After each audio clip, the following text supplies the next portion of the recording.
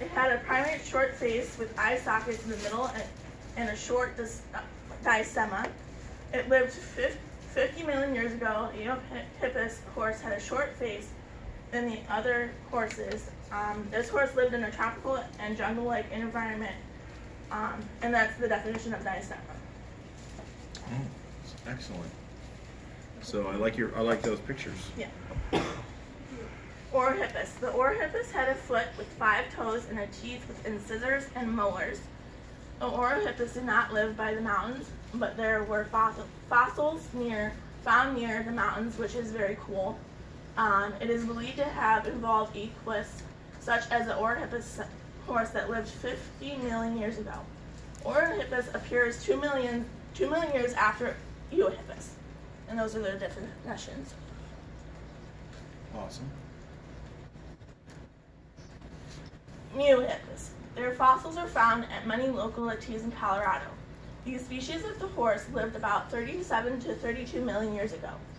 They were distinguished by three-toed front feet. What the Eohippus horse ate. They did not eat grass, but they ate twigs, fruit, inferred by shape and arrangement of their teeth. The type of horse was common in North America. And those are the differences. Thank you. Parahippus. It has 3 toes like primate horses. They are long-headed with eye sockets well back from the middle of the horse's skull. This species lived from 24 to 17 million years ago. Back then they lived in Great Plains, also Florida. Philohippus? Sure. Philohippus. The Philohippus skull shows the characteristics of preorbital fossa depressions in front of the eyes. Lived 10 million years ago. The Philohippus weighed over 1,000 pounds.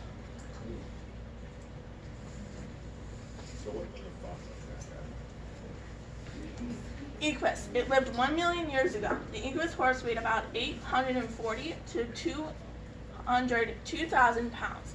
It has an odd-toed ungulate mammal belonging to the taxonomic family Equid.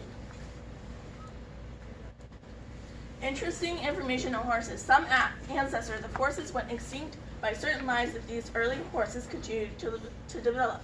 Ancient knife marks and thousands of horse bones indicate these horses were raised for meat, perhaps milk. The dominance of the horse changed dramatically with the invention of the steam engine. Source 1. I trusted this source because I was able to find information about horses. It also has a .org at the end of the website. This is what I thought about this website, is that it is very helpful when you're trying to find information on horses. Source 2. I trusted the source because I thought it was helpful on the evolution of horses. It also had a .edu on the website page name. I also thought it was a reliable source to use. Source 3. I trusted the source because I thought it was a good source on finding good information on horses. I thought that I found the most information on this website. I trusted this source because it had a lot of information on the Eohippus horse. I think it is a great source to use. I also found it interesting. I trusted this source because there are good information about horses that lived before our time. Source 6. I trusted the source because my favorite biology teacher showed it to me when I first started working on this. It also shows the bone structure of the horses that lived a long time ago. Excellent. All right, any questions for Sophie? So I have a question.